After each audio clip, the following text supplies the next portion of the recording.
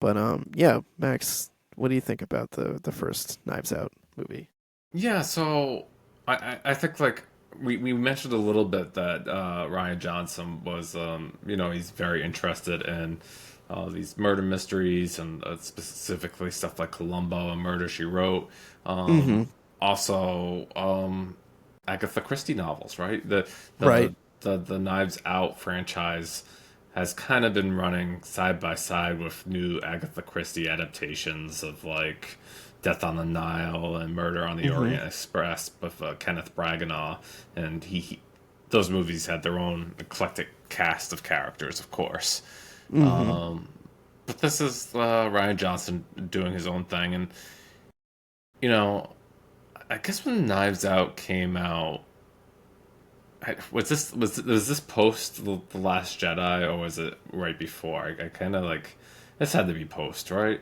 Yeah, I believe so. I believe it was after Last Jedi. So, this is a totally different swing for him. Maybe some people thought like, oh, this is his like one for me movie because, um, he had done this humongous blockbuster Mm-hmm. with Star Wars, and now he was gonna be able to do like maybe this kind of smaller, or smaller, I say, again with a very large cast.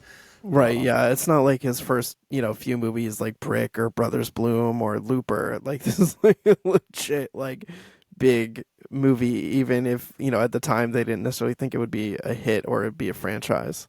No, and that's another thing too, is like when you hire Daniel Craig as Benoit Blanc and like I don't think like maybe he had this like idea like that would be his Hercule Poirot character, but like I don't know if that character feels like so intuitive to the DNA of the movie as much as like he does in the later movies.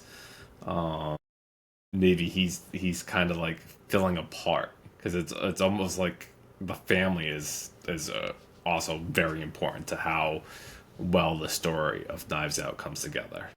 Yeah, and I think the first Knives Out focuses a lot more on, Ana de Armas, her character Marta Cabrera, and like how she's kind of moving through everything even more so. I don't want to go so far as to say that Benoit Blanc feels like an ancillary character, but he doesn't feel like the main character of the movie. And he even is he as a character himself admits that he kind of stumbling by luck into some of these like details that allow him to like figure out the case more so than in Glass Onion where it feels like he's the main character and he's kind of dropped in with all these other people and he's actually like working a real mystery. But this is a good aside. Like, How would you classify Daniel Craig's Benoit Blanc? Like, he's not like a Columbo, right? He's not like this guy who seems like he doesn't know anything and like Mm-hmm. kind of like He's tricks not people. playing dumb per se. Hmm.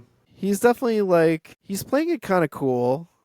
I would say he's closer more to like Sherlock Holmes than he is to like Columbo in that like he is a private detective and he's there and people know that he's there and he's like investigating and he's got a really brilliant mind and powers of deduction. But there's some amount of like luck mixed in there. I feel like of him kind of stumbling onto some of the details, at least in the ones that I've seen. Hmm. But the second one, I feel like in Glass Onion definitely feels like he's got the jump on it more so than Knives Out, where he's kind of like a little bit lucky, and also like the main character is a bad liar, so she kind of like has to tell him the truth pretty early on. It's like he doesn't have to like totally unravel the whole thing. Right, and I think like what I really liked about Knives Out, again, you would say like you like the mysteries too, but like I liked the dialogue of Knives Out. I thought like there was like Mm-hmm. a lot of great quippy lines. Certainly when they're talking about like I don't know, like neo-Nazi grant like child that's in the Yeah, house. masturbating in the bathroom.